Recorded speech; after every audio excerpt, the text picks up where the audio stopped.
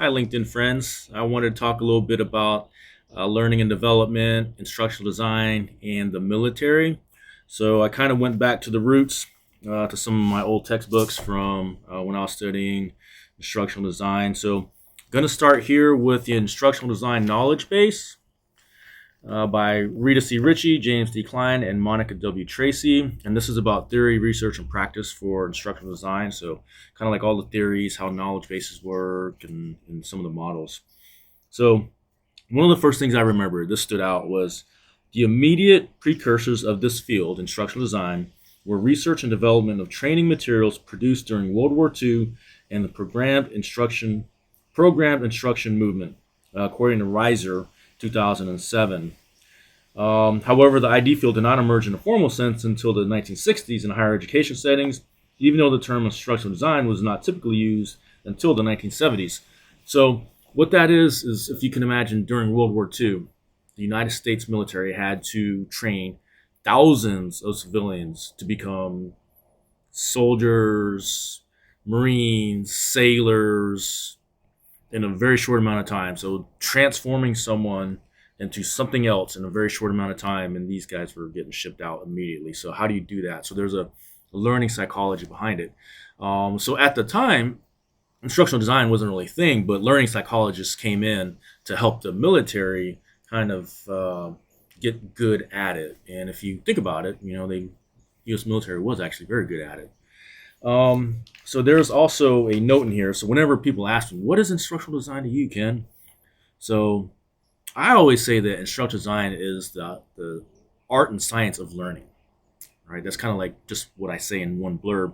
But I remember in here, it says ID is a science of creating detailed specifications for the development, evaluation, and maintenance of situations which facilitate learning and performance.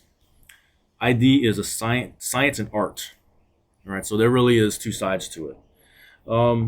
So they do reference a couple different models in here, and one I do want to point out as far as instructional system design is Dick and Carey. So this is Dick and Carey, the systematic design of instruction. So there's a whole model, the Dick and Carey model. It's very comprehensive. A lot of people will say it's linear, but it doesn't have to be. To be honest, in my experience, I haven't seen the Dick and Carey model employed from beginning to end in a corporate setting. I think that there are elements that are pulled from it that a lot of corporate L&D teams use.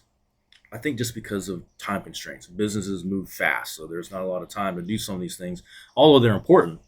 So part of it is identify instructional goals, analyze learners in context, conduct instructional analysis, write performance objectives, revise instruction, develop assessment instruments, develop instructional strategy, develop and select instructional materials, design and conduct formative evaluation instruction, design and conduct summative evaluation.